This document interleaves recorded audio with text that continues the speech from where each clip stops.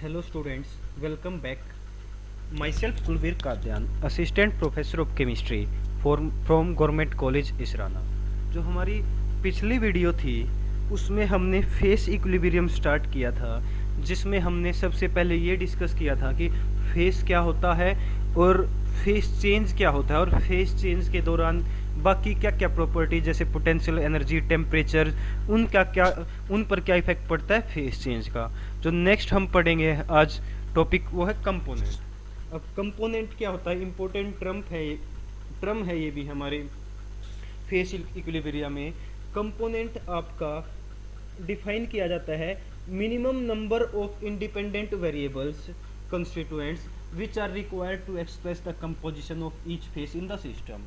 Means किसी phase के composition को एक्सप्रेस करने के लिए जो minimum number of independent variable constituents का रिक्वायरमेंट होती है वो कहलाता है आपका component. It is defined as minimum number of independent variables.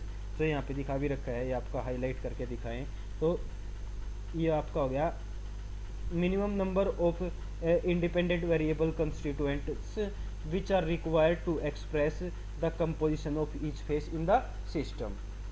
अब केमिकली रिएक्टिव सिस्टम है तो जो नंबर ऑफ कंपोनेंट है उसको सी से डिनोट करते हैं। सी को माना जाता है इक्वल टू एन माइनस ई।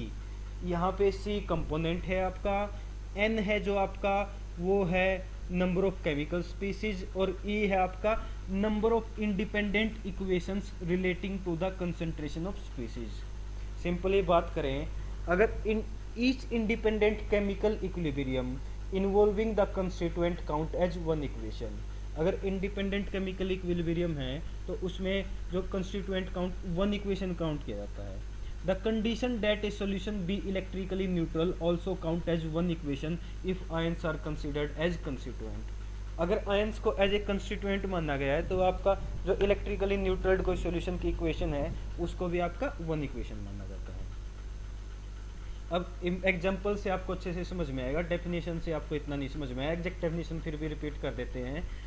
जो किसी आपके फेस के आपका कंपोजिशन को एक्सप्रेस करने के लिए जो मिनिमम इंडिपेंडेंट कंस्टिट्यूएंट वेरिएबल्स की आपको जो इंडिपेंडेंट वेरिएबल हैं, जो वेरिएबल कंस्टिट्यूएंट्स हैं, ये ध्यान रखना आपने, वेरिएबल जो कंस्टिट्यूएंट्स हैं वो मिनिमम कितने नंबर रिक्वायर्ड होते हैं एक फेस की कंपोजिशन को एक्सप्रेस करने के लिए, वो कहलाता है कंपोनेंट्स। अब जैसे आप ये बात करें, सल्फर है तो सल्फर एक कंपोनेंट हो गया, जैसे वाटर है, वाटर एक कंपोनेंट हो गया। जैसे अगर आप बात करें एयर की बात करते हैं, जैसे अगर फेस की बात करें तो हमने बताया था पिछली वीडियो में कि एयर में एक ही फेस माना जाता है क्योंकि होमोजीनियस होता है आपका, लेकिन आपका कंपोनेंट क्या होता है, वेरिएबल। आपका किसी फेस के आपका उसको कंपोजिशन को एक्सप्रेस करने के लिए मिनिमम जितने इंडिपेंडेंट वेरिएबल इंडिपेंडेंट है जो एक दूसरे पे वो वेरिएबल्स को रिक्वायरमेंट होती है, वो क्या कहलाता है कंपोनेंट। अब जैसे सपोज मिक्सचर है ऑक्सीजन और नाइट्रोजन का, फेस तो एक ही हो गया क्योंकि होमोजेनियस मिक्सचर है, लेकिन कंपोनेंट दो अलग अलग हो गए। इस फेस में भी एक ऑक्सीजन कंपोनेंट हो गया, एक आपका नाइट्रोजन कंपोनेंट हो गया। तो एक कंपोनेंट ये होता है आपका इंडिपेंडेंट वेरिएबल, एक फेस में जो इंडिपेंडेंट वेरिएबल है मिनिमम। और जैसे सल्फर सिस्टम है, सल्फर आपको पता है 4 फॉर्म्स में एग्जिस्ट करता है। जो फर्स्ट फॉर्म है आपकी वो है आपका मोनोक्लिनिक सल्फर, सेकेंड आपका रोम्बिक सल्फर, थर्ड आपका लिक्विड सल्फर, और फोर्थ आपका सल्फर वेपर। 4 फॉर्म में एग्जिस्ट करता है। अगर आपका सपोज चारों फॉर्म्स इक्विलिब्रियम में प्रेजेंट है, देखो है तो सल्फर ही, कंपाउंड तो आपका सल्फर ही है, तो आपका कंपोनेंट आपका क्या हो जाएगा, एक कंपोनेंट आपका सिर्फ रहेगा एक, और फेस आपके 4 हो गए। क्योंकि फेस 4 क्यों हो गए, क्योंकि देखो मोनोक्लिनिक सल्फर है तो उसमें सल्फर के एटम्स की अरेंजमेंट अलग है, रोम्बिक में आपका अलग है, लिक्विड आपका अलग ही हो गया लिक्विड स्टेट, और वेपर में आपका सल्फर वेपर है तो उसमें वेपर फॉर्म में है। तो आपका यहाँ पे आपका फेस 4 है, कंपोनेंट एक ही है सल्फर, लेकिन फेस क्या है, 4 हैं, 4 अलग अलग फेस में प्रेजेंट है। तो ये आपको डिफरेंस मेरे ख्याल से पता चल गया होगा कंपोनेंट और इसमें फेस में। जैसे अगर बात की जाए वाटर सिस्टम की, वाटर में सॉलिड, लिक्विड और वेपर तीनों फॉर्म अगर साथ के साथ को एग्जिस्ट कर रही हैं, लेकिन तो फेस तो कितने हो गए, 3, एक सॉलिड फेस, लिक्विड फेस और गैसियस फेस। 3 फेस हो गए आपके पास, लेकिन कंपोनेंट तो सिर्फ वाटर ही है। जो इंडिपेंडेंट जो वेरिएबल है वो सिर्फ वाटर है, कोई और दूसरा मॉलिक्यूल नहीं प्रेजेंट है ना, तो आपका कंपोनेंट हो गया एक और फेस हो गए तीन। तो ये और अच्छे से क्लियर, अगर अब भी नहीं समझ में आया होगा, जो आपका थर्ड एग्जांपल है उससे एकदम बिल्कुल क्लियर समझ में आ जाएगा। अगर सॉल्ट प्लस वाटर सिस्टम है, मीन्स एक ऐसा सिस्टम है जिसमें सॉल्ट और वाटर को डिजोल्व कर रखा है। अब बहुत सारे ऐसे सॉल्ट हैं, आपको पता भी है, जो आपका वाटर के साथ डिजोल्व करके हाइड्रेट सॉल्ट बना लेते हैं, वाटर में सोल्यूबल हो जाते हैं हाइड्रेट फॉर्म में with different number of water molecules. Crystallisation के बाद उसमें जो वाटर मॉलिक्यूल्स का जो नंबर होगा वो क्या होगा, अलग होगा। सपोज जैसे NaCl है, दो वाटर मॉलिक्यूल के साथ रिएक्शन करके NaCl2H2O। तो अब देखो लिक्विड जो आपका सोल्ट था, पहले अगर अलग अलग देखें, सोल्ट रखा है और आपका वाटर रखा है, दो फेस हो गए, एक सोल्ट का सॉलिड फेस, एक वाटर का लिक्विड फेस। लेकिन जब डिजोल्व कर दिया तो आपका क्या हो गया, कंप्लीटली मिसिबल है, कंप्लीट पूरा घुल जाता है आपका सॉल्ट्स। तो आपका क्या हो गया, वो एक ही फेस दिख रहा है, थ्रो आउट आपका एक ही फेस दिखाई दे रहा है, एक ही फेस है। तो फेस आपका क्या हो गया, 1 हो गया। जो सोल्ट प्लस वाटर सिस्टम है तो फेस क्या हो गया, 1, क्योंकि एक ही फेस है, लिक्विड फेस है, उसमें भी थ्रो आउट एक जैसा है। लेकिन कंपोनेंट उसके अंदर क्या है, 2 हैं, एक आपका जो सॉल्ट था और एक आपका वाटर, तो दो कंपोनेंट प्रेजेंट है। तो कंपोनेंट 2 और फेस 1। जैसे ये दिखा भी रखा है, the composition of each face of the hydrate is completely described in term of the anhydrous salt and water alone. In independent variable एक Na2SO4 वाटर, जैसे ये था, तो आपका फेस एक ही रहा लेकिन कंपोनेंट आपके क्या हैं, 2 हैं। तो आपको यहाँ से क्लियर हो गया कंपोनेंट क्या होता है। अब हमारे पास आता है फेस रूल। अब फेस रूल क्या होता है, उसके लिए देखो, फेस रूल आपका बहुत ही इम्पोर्टेंट टूल है क्वांटिटेटिव ट्रीटमेंट के लिए। जो सिस्टम्स, अगर जो कोई सिस्टम इक्विलिब्रियम में है तो उनका क्वांटिटेटिव मीन्स क्वांटिटी बतानी है, हम क्वांटिटेटिव ट्रीटमेंट करना चाह रहे हैं, तो उसके लिए फेस रूल एक इम्पोर्टेंट टूल है।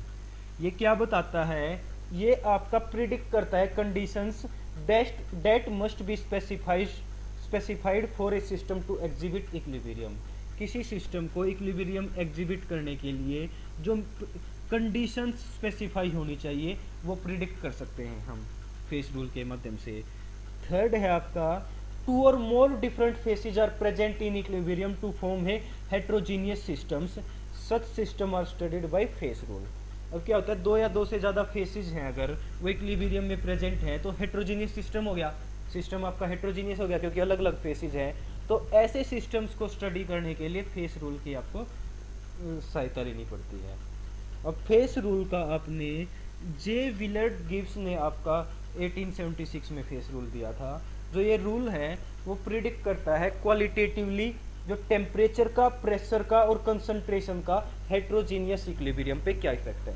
मीन्स जो हेट्रोजीनियस इक्विलिब्रियम का मतलब है जब 2 या 2 से ज़्यादा अलग अलग फेस आपके इक्विलिब्रियम में प्रेजेंट है, तो उन पे हेट्रोजीनियस सिस्टम पे टेम्परेचर का आपका,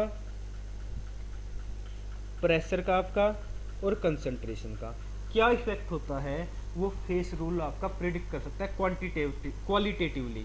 क्या क्वालिटेटिवली क्या इफेक्ट होएगा, टेम्परेचर का क्या इफेक्ट होएगा हेट्रोजीनियस इक्विलिब्रियम पे, प्रेशर का, कंसंट्रेशन का, ये हम फेस रूल की हेल्प से हम निकाल सकते हैं। अब होता क्या है मैथमेटिकली, वो आ गया ये, जैसे गिब्स फेस रूल भी बोला जाता है इसको। फेस रूल, इसकी एग्जैक्ट डेफिनेशन क्या होगी, इन है जो डेफिनेशन थी फेस रूल की कि in a heterogeneous system in equilibrium is not affected by gravity or by electrical and magnetic forces. The number of degrees of freedom of the system is related to the number of components and the number of phases existing at equilibrium.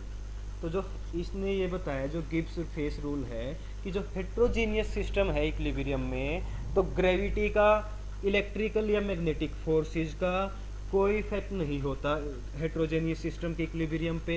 जो degree जो freedom है system की, वो किस पे depend करती है, एक तो नंबर ऑफ कंपोनेंट पे डिपेंड करती है और सेकंड किस पे डिपेंड करती है, नंबर ऑफ फेसिस पे डिपेंड करती है। तो यहाँ से गिब्स फेस रूल की दो चीज़ें मेन पता चली। एक तो ये पता चली कि आपका degree of freedom number of component and number of faces पे डिपेंड करती है, और सेकंड ये पता चला कि ग्रेविटी या इलेक्ट्रिकल और मैग्नेटिक फोर्सेस का आपका हेट्रोजीनियस सिस्टम के इक्विलिब्रियम पे कोई इफेक्ट नहीं होता। अब मैथमेटिकली आपका गिब्स फेस रूल क्या होता है? मैथमेटिकली जो एक्सप्रेशन है गिब्स फेस रूल का वो ये है आपका कि जो एफ है वो इक्वल होता है आपका C minus P plus two. किसके इक्वल होता है? जो एफ है आपका F is equal to C minus P और प्लस टू। अब ये सी पी और एफ क्या है? जो एफ है आपका ये है degree of freedom. Degree of freedom, अब सोचेंगे आप डिग्री ऑफ फ्रीडम क्या होता है, डिटेल में नेक्स्ट स्लाइड्स में आएगा डिग्री ऑफ फ्रीडम क्या होता है। अब नंबर ऑफ इंडिपेंडेंट वेरिएबल्स को भी बोल सकते हैं। जो नंबर ऑफ इंडिपेंडेंट वेरिएबल्स हैं किसी सिस्टम में वो आपका क्या कहलाता है? Degrees of freedom. तो आपका एफ डिनोट कर रहा है डिग्री ऑफ फ्रीडम या फिर आपका नंबर ऑफ इंडिपेंडेंट वेरिएबल्स को। सी आपका डिनोट कर रहा है आपका नंबर ऑफ कंपोनेंट्स को कि कितने कंपोनेंट है सिस्टम में। पी आपका डिनोट कर रहा है नंबर ऑफ फेसिस का कि नंबर ऑफ फेसिस कितने हैं सिस्टम में। और दो है जो आपका सेकंड एक टर्म लगाई गई है प्लस टू, ये आपका दो वेरिएबल्स को इंडिकेट कर रहा है। वो दो वेरिएबल आपके क्या है? टेम्परेचर और प्रेशर। तो जो फेस रूल का मैथमेटिकल एक्सप्रेशन है F is equal to C minus P plus two. तो आप मीन्स अगर आपको F degree of freedom, C number of component, P number of phase, और दो है वेरिएबल्स के लिए यूज किया गया, दो वेरिएबल टेम्परेचर और प्रेशर। इस इक्वेशन से आपको क्लियरली पता चल रहा है कि आपका जो डिग्रीज ऑफ फ्रीडम है वो सिर्फ किस पे डिपेंड कर रही है? नंबर ऑफ कंपोनेंट्स पे और नंबर ऑफ फेसिस पे। अब डिटेल में इसको पढ़ेंगे हम, डिग्री ऑफ फ्रीडम क्या होता है वो हम नेक्स्ट वीडियो में डिस्कस करेंगे। Till then thank you.